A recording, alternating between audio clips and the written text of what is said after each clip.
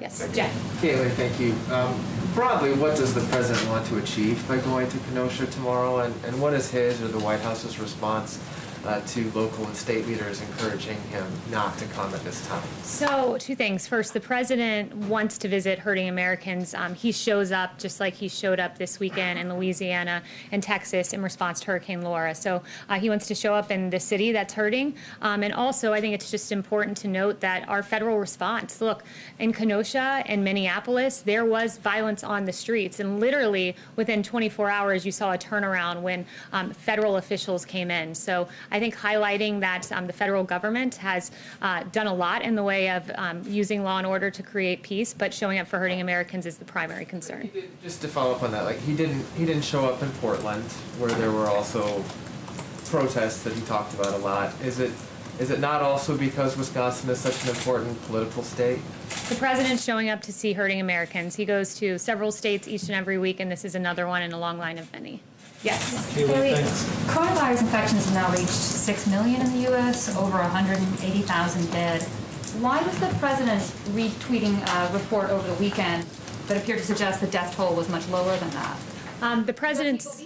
Do you believe the number is low? The president was referring to a CDC, new information that came out from the CDC that showed that 94% rather of cases of fatalities were not just COVID alone. There was another comorbidity or extenuating matter. So he was just pointing to those numbers, but we're encouraged to see a drop in cases, deaths, hospitalizations, and very encouraged that we have one of the lowest case fatality rates in the world. In fact, ours is 3.1%.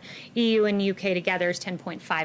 So we're encouraged that our therapeutics are working and saving lives thanks to the hard work of President Trump tearing down bureaucratic barriers. Number, is he trying to downplay the death toll and the... No, he was highlighting new CDC information that came out that was worth noting. Yes. I want to ask you about one of the president's other tweets this weekend. He took a video or retweeted a video of a caravan of people driving into Portland with Trump and American flags flying. He called them great patriots. What about that image does the president see as patriotic? And ostensibly, you're talking about people going into a city in which they don't live, presumably to protect property they don't own. What's patriotic about that activity? The president was highlighting that these were good Americans going in to peacefully be a part of a protest and show their voice. And, you know, that's what he was noting by the tweet and highlighting the video, which he routinely does. What about the video of them scuffling, shooting paintballs at people, getting in the mix with people? Is that patriotic activity? I don't think the president's seen that video, nor have I. But if you're going to ask about paintballs, it's incredible that for 90 days I've stood at this podium talking about officers who have been lasers flashed in their eyes in an attempt to blind them, commercial-grade fireworks being thrown at them, a church right out here burning down, the people that were harassed and yelled at, Senator Rand Paul, Dan Bongino, right out here.